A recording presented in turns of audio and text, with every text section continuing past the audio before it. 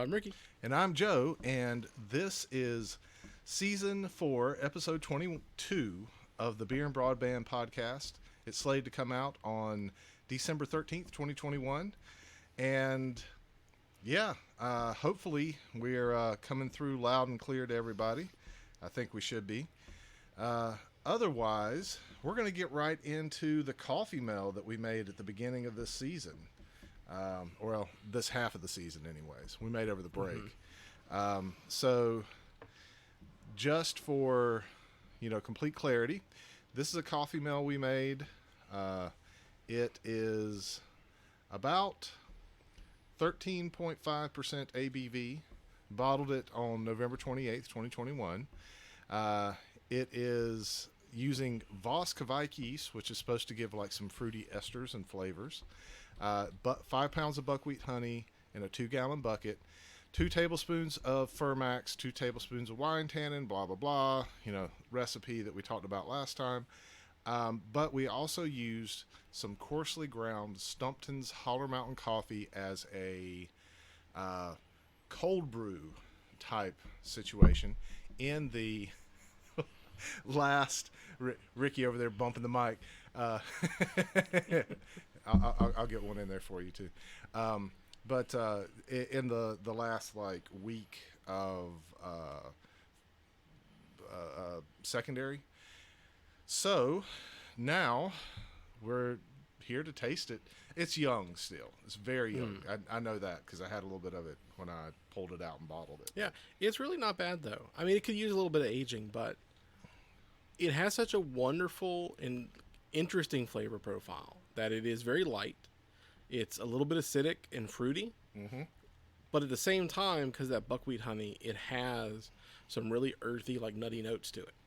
So it's something that's kind of like bright and dark at the same time. Exactly, and this is the best of all the Coffeemels we made. I almost brought up some of the other Coffeemel, and we've got got 8 bottles of this, so we may compare and after this is aged for a bit, because the other one's set for a little bit over a year. Gotcha, but yeah. The True Brew, which was the last one I made, and I'd figured out that I could bump the mic as easily as Ricky does, but it's the last one that I made, and I'd figured out, doing the cold brew method is the best of the Coffeemels I've made in the last. It's not as good as this one. I'm still not sure that I didn't leave this in too long with the coffee in it. But that may not be the situation. I need to should I have left it in for 2 days, or should I and treated it completely cold brew, or should I have let it stay in for that week that I did? Oh, gotcha.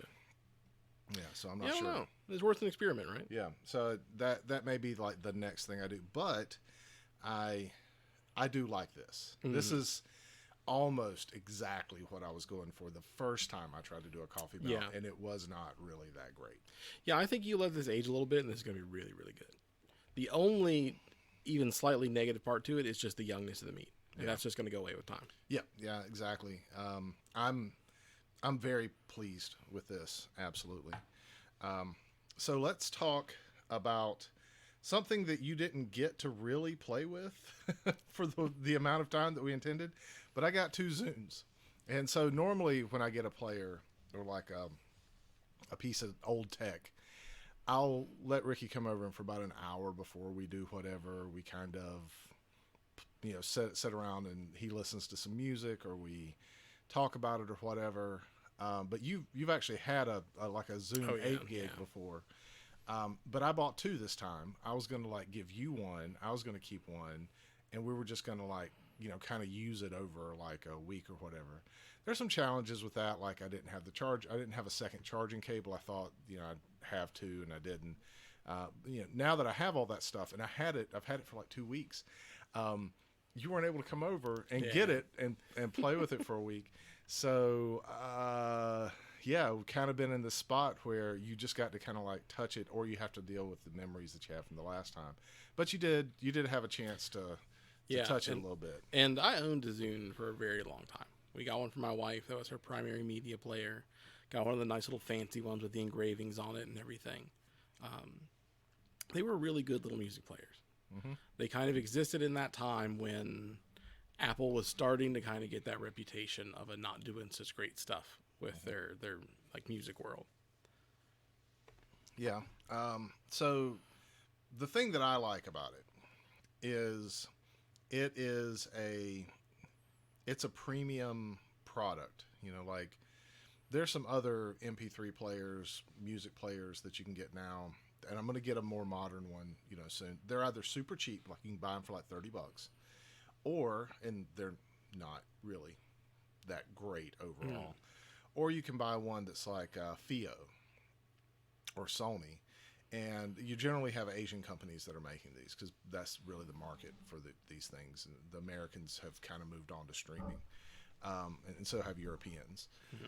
Uh, but it's the same thing with the iPod that I love, like the classic iPod. It's a device that has all of the potential to play music and have good fidelity. It's not exactly the highest of fidelities, but it's good fidelity. It plays that um, nice, you know, warm tone that you'll get from like whatever the highest quality of music that you'll get, or the nice bright tone that you get from it. And you can kind of pick that out. It'll power most headphones. You know, we're not talking about like extremely high end headphones here, but it'll power your Sennheiser HD 5.9 or 6XX or something like that, right? So it really works well as a MP3 player, you know, for better words. Um, I I have some negatives that I want to say, but before I do that, you have any other thoughts on it or anything like that? Like, you know, kind of what are the what are your thoughts about it? Like outside of it just having been like kind of a fun thing from the past. Nowadays, I mean, it really just sits as a pretty good MP3 player. Back in the day, it was really nice to have that freedom from iTunes. You know, that's what a lot of people got it for. But nowadays, you know, as the Zunes have kind of been retired, they don't. I don't think the Windows Music Service thing even still runs anymore, does it? Doesn't work anymore. Yeah, so those can't really be positives for it anymore. It's more of a relic of the past, but it's still pretty good at like its core functionality. So here's one of the negative parts to it. If I wanted to replace an iPod's drive with like some like an SSD or some sort of like non-spinning hard drive, I can do that. There are plenty of companies out there that make replacement boards that you can put like micro SD cards or something like that into, and you can get up to about 2 terabytes of space on an iPod if you're really pushing it. You can't do some functionality with the iPod still, but with the Zune, there it uses a ZIF drive just like the iPod does, but you can't get past 160 gigs. There was no ZIF drive that was really made to be larger than that, and the ability to mod it or do things that would keep the player kind of going, unless you're an electrical engineer, they're just not there. Yeah. On top of that, the software barely works on Windows 10 because Microsoft hasn't kept it up. You have to hack the software to get it to work in any reasonable fashion. It's hard to load music. It's hard to load photos, which it, you know, still will display photos and stuff like that. It's hard to load movies on it because you can't essentially do. The iPod is still supported in a way where you can do all that with it. Yeah. So both of these are like kind of proprietary, although you can like hack a iPod with like Roxbox. I've done that before, and that works really well. And you can put other formats on it, and especially like the 30 gig iPod, the iPod Video that I have with the Wolfson Audio DAC, it still sounds really great, has good battery life, all that other stuff, even with Roxbox on it. You can't do that with the Zune. There's no alternative software. Microsoft made it so that you really couldn't like break it or didn't like uncrack the hardware. So it basically, what you've got on it now, if you can get your music player to work or update is all you're going to get. Yeah, because I mean, this is the one thing about a lot of Microsoft products is they all just run Windows. You know, they tie it down and change the GUI however they want, but like your Xbox runs Windows. Right. Your Zune ran Windows. So when it stopped being supported, you know, getting those two systems to talk to each other isn't always the easiest thing. I don't think the Zune actually runs Windows, but it runs like a scaled down version of some sort of proprietary software, probably based on one of the cores of Windows. Yeah. I mean, it's probably exactly like how the Xbox was and how the Windows phones are and things like that. It's just another flavor of Windows. Possibly, yeah. So, yeah, it's unfortunate, but I wouldn't suggest it. If you want an MP3 player, either get like one of the expensive Fios right now, or the Sonys, which you can get for like $300 or $400, or get yourself an old iPod and mod it. That's like the best way to go about it. You know, get yourself like an iPod Classic for like $50. Get yourself there was a deal on Best Buy where you could get a 512 gig SD card. So for $150, which is about what it would probably cost you to get a Zune, you could have yourself a 500 and 512 gig really world class MP3 player. The only thing it's not going to have is like Bluetooth or something like that, and you can solve that with like Bluetooth dongles and stuff like that. Yeah, I really wonder how that would be different if Zune had been around longer. I think one of the things that really hurt Zune aftermarket is it wasn't a product for very long. No, it wasn't. You know, it showed up way after the iPod and left well before the iPod. I mean, iPods are still going. Yeah.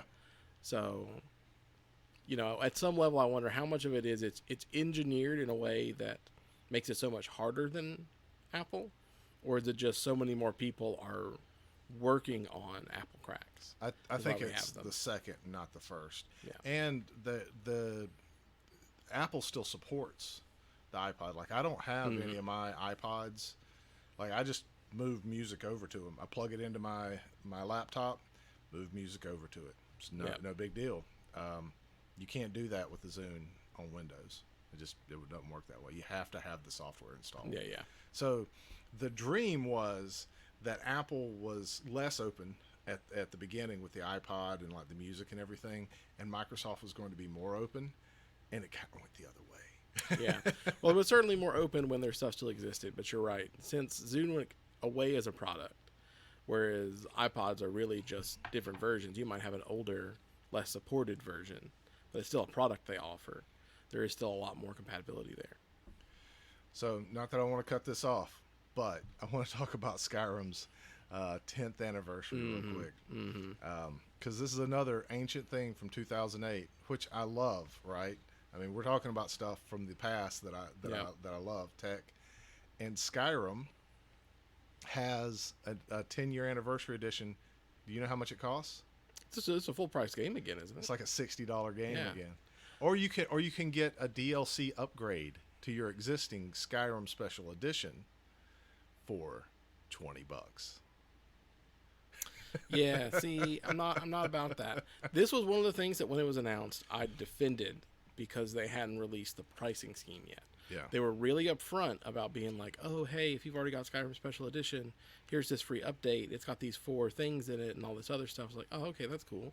If you've never bought the game before, it's kind of smart from Microsoft's point of view, because they've acquired Bethesda and there's all this unpublished or not really as easily available creator content. So it's like, all right, if you're getting into Skyrim 10 years later, here's a version that has everything. Right. If you already bought the most recent version, the special edition, here's an upgrade to give you everything. Right. And I was really strong on that. I was like, oh, well, if it's free, that's great for them to do. It really will help, rebuild some bridges with the community. But that's not what happened. There were a couple DLCs that came for free, and the rest you have to pay for, or you have to buy the whole game over again. And another thing, where this burns even more bridges is at this point, 10 years later, if you're still playing Skyrim Special Edition, you are probably modding. Yep. And it happens with every time one of these things happens.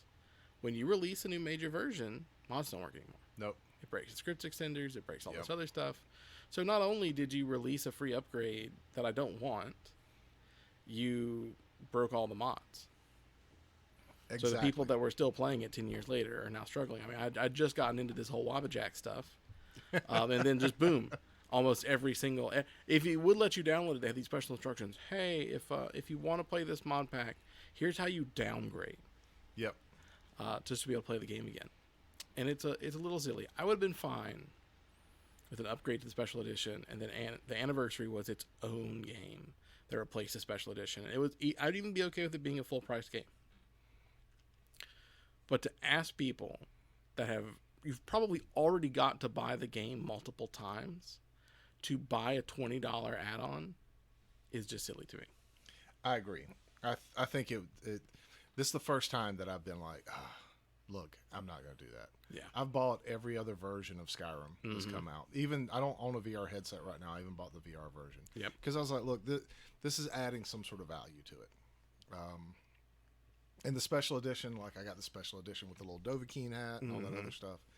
But no, not this time. Yep. I'm not buying it.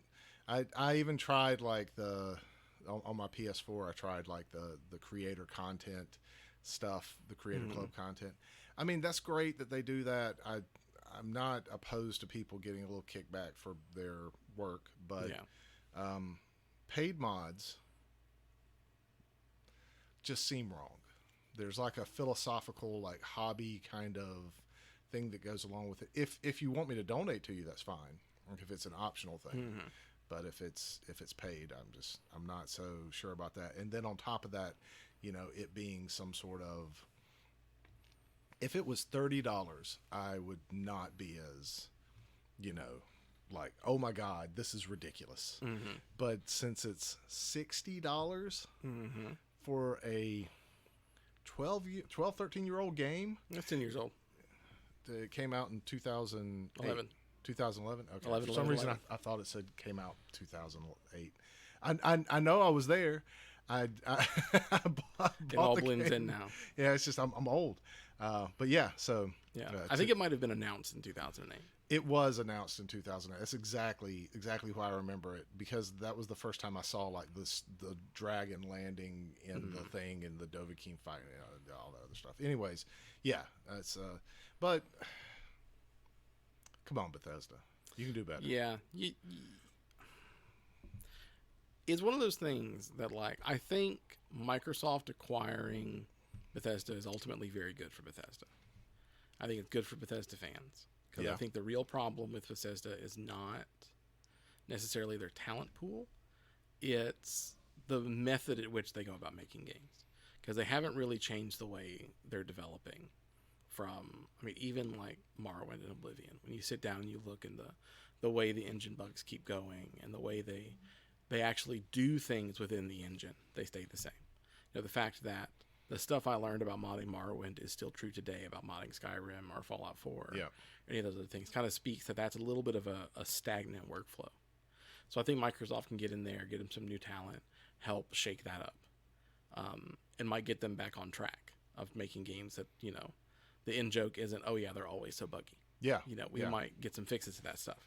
And I understand Microsoft had just acquired a new property, and they're probably not interested in maintaining things like the Creators Club. So they say, okay, look, all the content that was there is just part of the game now. Yep. All the stuff that we liked is blessed. It's official. Here's a release with all of it in it. So to that end, I'm not upset that an anniversary edition exists. And like I said, I'd still even be okay if it was $60 with all the stuff they added into it. What I'm not okay with is, look, did you already buy the last super special final edition we released at full price, because it releases a full price game? And we're going to, we'll throw you some bones. We'll give you a couple of the DLCs, but no, the rest of them you kind of got to pay for. Yeah. And it's not like, they're not bad. And I guess it's a more attractive offering to a console player because they don't have as many mods available. But realistically, none of the stuff they're putting in from the Creators Club, I can't get similar or better as a free mod. Right. Especially on PC. Yeah, one of the things that my wife really does is like, oh, look, you can do fishing now. You can fish. You could always do fishing. Yeah, with mods, absolutely. I've had a fishing mod installed for years. That was one of the first. That and the read books. Like, if it's a unread book, it glows blue. Mm-hmm. Those are like two of the first mods I installed. Yeah, and there's tons of there's larger world expansions than the ones they're doing. Mm-hmm. Now, granted, what I will give the Creator Club is generally they have professional voice acting, which is nice, but still, it's like you're gonna make me pay $20 for 10 hours of content when I can just go install Legacy of the Dragonborn and have 100 hours of content for free. Yep. Yeah, it's a bit ridiculous. It's a little bit ridiculous. I would have been so much happier if it was just, look, you got special edition. Here's all the stuff. Thank you. We're shutting down Creators Club. Yeah. I was very happy for that when I thought that's what it was. But to change that, I don't know. I don't know how I feel about that. Well, I know how I feel about it. It's stupid. Mm-hmm.